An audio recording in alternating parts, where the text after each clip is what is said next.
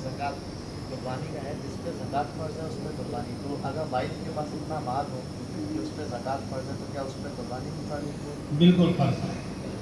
बहुत अच्छा सवाल है कि जिस पे ज़कात अदा करना फ़र्ज़ है तो उस पे कुर्बानी भी तो फ़र्ज़ है। हाँ बिल्कुल, उस पे कुर्बानी भी फ़र्ज़ है। और एक अजीब तमाशा ये होता है कि एक आदमी के 5 बेटे होते हैं और पाँचों बेटे कमाते हैं, बाप घर में होता है। वो इसको नहीं देखता कि अल्लाह ने इतना करम किया है कि 5 बेटे अल्लाह ने दिए हैं, 500 कमाने वाले हैं। लेकिन जब कुर्बानी का वक्त आता है तो बाप कहता है कि जी इख्तियार सारा मेरा है, ठीक है, और वो एक ही कुर्बानी पे इक्तिफा कर लेते हैं। सही है? बिल्कुल गलत है, ये जायज़ नहीं है। जब एक बंदा कमाई वाला है तो कमाई वाला खुद जिम्मेदार है कि वो अल्लाह का फ़र्ज़ खुद पूरा करेगा।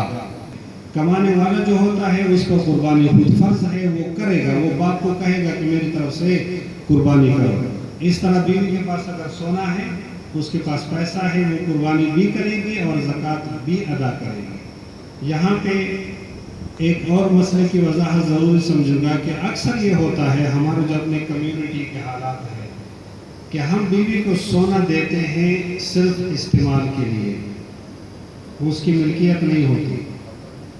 मालिक जो है वो शोहर होता है और या सास होती है या ससुर होता है। अलबत्ता ये 10 तोले 20 तोले ये सोना आपके पास है तो आप इस्तेमाल करो। इसका पता कैसे चलेगा? इसका पता ऐसे चलेगा कि अगर बीवी अपनी मर्जी से ये सोना किसी मस्जिद में दे, चंदे के तौर पर दे सकती है या नहीं।